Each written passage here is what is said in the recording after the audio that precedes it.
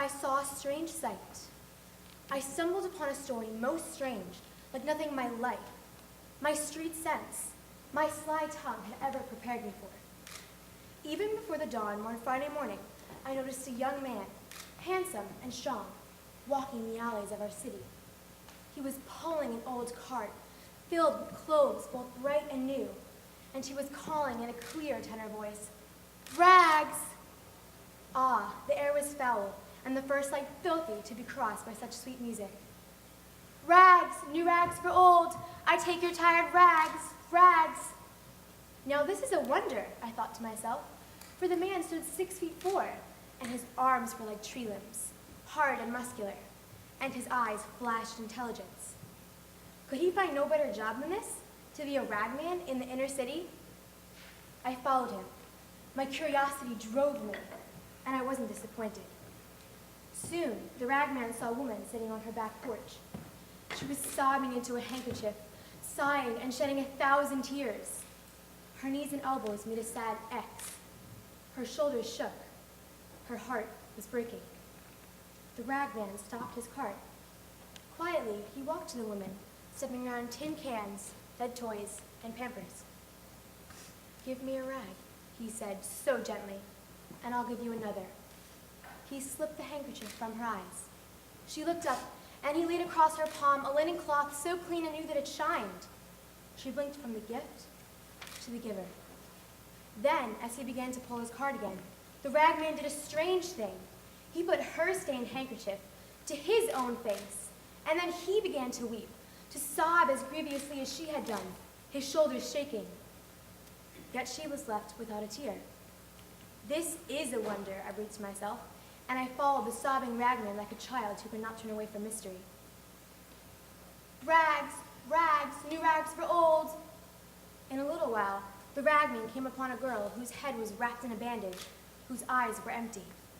Blood soaked her bandage. A single line of blood ran down her cheek. Now the tall ragman looked upon this child with pity, and he drew a lovely yellow bonnet from his cart.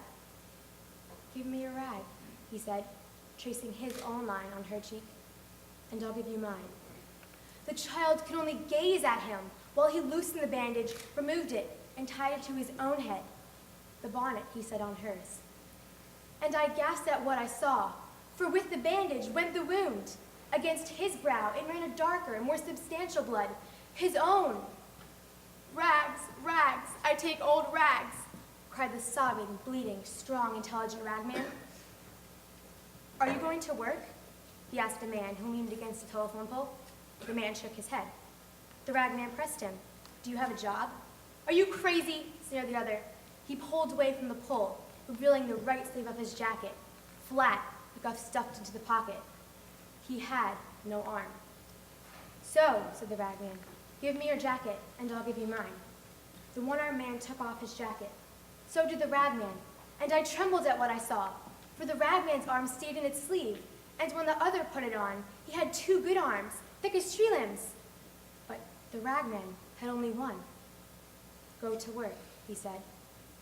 After that, he found a drunk lying unconscious beneath an army blanket, an old man, hunched, wizened, and sick. He took that blanket and wrapped it round himself, but for the drunk, he left new clothes. And now I had to run to keep up with the ragman, for though he was weeping uncontrollably and bleeding freely at the forehead, stumbling for drunkenness, falling again and again, exhausted, old and sick, yet he went with terrible speed. I wept to see the change in this man. I heard to see his sorrow, yet I needed to see where he was going in such a haste, perhaps to know what drove him so. The little old ragman, he came to a landfill. And then I wanted to help him in what he did, but I hung back, hiding. He climbed a hill. With tormented labor, he cleared a little space on that hill. Then he sighed. He lay down. He pillowed his head on a handkerchief and a jacket. He covered his bones with an army blanket. And he died. Oh, how I cried to witness that death. I slumped in a junked car and wailed and mourned as one who has no hope, for I had come to love the ragman. Every other face had faded in the wonder of this man, and I cherished him, but he died. I sobbed myself to sleep. I did not know, how could I know, that I slept through Friday night and Saturday and its night too. But then, on Sunday morning, I was awakened by a violence. Light, pure, hard, demanding light slammed against my sour face, and I blinked, and I looked, and I saw the last and first wonder of all. There was the ragman, folding the blanket most carefully, a scar on his forehead, but alive, and besides that, healthy. There was no sign of sorrow nor of age. Well, and trembling for all that I had seen, I myself walked up to the ragman. I told him my name with shame, for I was a sorry figure next to him. Then I took off all my clothes in that place, and I said to him with dear yearning in my voice, "Dress me." He dressed me. My lord, he put new rags on me, and I am a wonder beside him. The ragman, the Christ.